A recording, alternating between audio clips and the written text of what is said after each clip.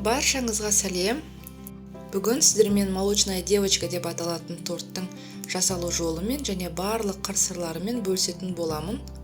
Видеоны соңына дейін қараңыздар. Бұл видеода тортты 2 еселенген порцияда жасадым. Бірақ видеоның астына 1 порцияның мөлшерін жазып қоямын.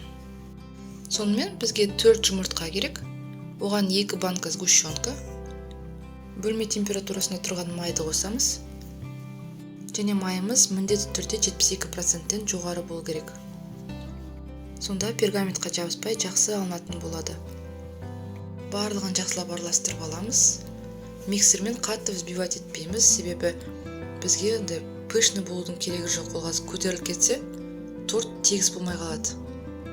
Тек жақсылап араластырамыз. Венчикпен немесе қасықпен де араластырса да болады. 8 грамм қобызытқыш қосамыз. 380 грамм ұн керек. Енді барлығын жақсылап араластырамыз.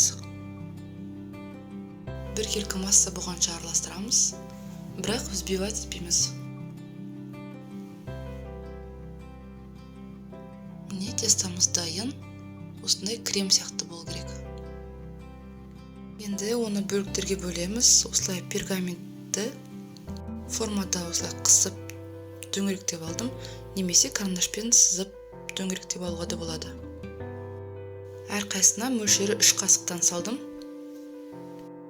Және оны жан-жағына жайып шығамыз. Тағы бір ескеретін жайт, ол пергаменттің качествосы. Міндетті түрде пергаменттің сапасы жақсы болу керек. Себебі торт өте нәзік, піскен кезде алынбай қалуы мүмкін, егерде пергамент дұрыс болмаса. Міне барлығын осылай жайып шықтым. Енді пеште 180 градуста 5-7 минут пісіреміз. Піскен корждарымыз пергаменттен оңай алынады. Және мен бірден жан-жағын кесемін, сонда торт мінсіз түзу болып шығады. Енді кремімізді жасаймыз. Ол үшін бірінші кілегей 33-35% болу қажет. Және де салқын күйінде миксерлейміз.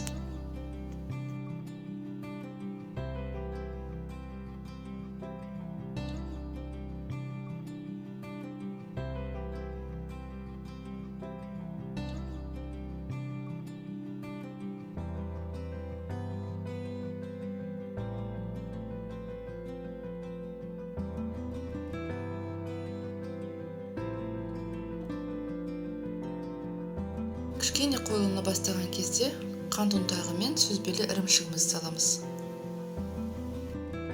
Және барлығын жақсылап миксерлейміз.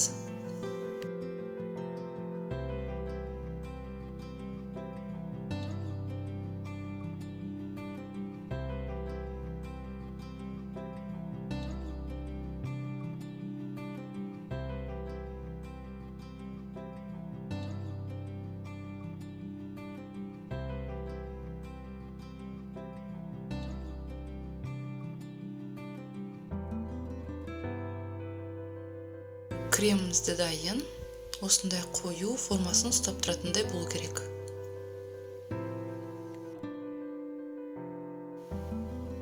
Ал енді тортымызды жинаймыз. Мен осылай кольцода жинаймын, сонда торт түзу болып шығады. Бұл әрине міндетті емес. Енді арасына крем жаға отырып, тортымызды жинаймыз.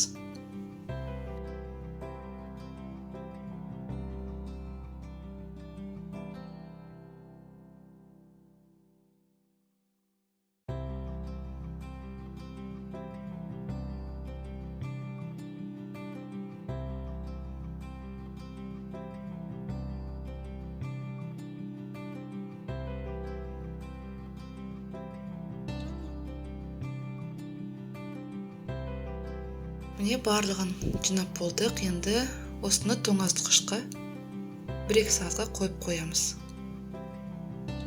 Тортты өздеріңіздің қалауларыңыз бойынша әсемдейсіздер, фантазияңызға байланысты. Менде әсемдеуге крем қалмады, басқа десерт жасадым, сондықтан сыртын осындай констанский шоколадпен әсемдедім. Торт өте нәзік, биік, жұмсақ, дәмді болып шығады, жасап көріңіздер.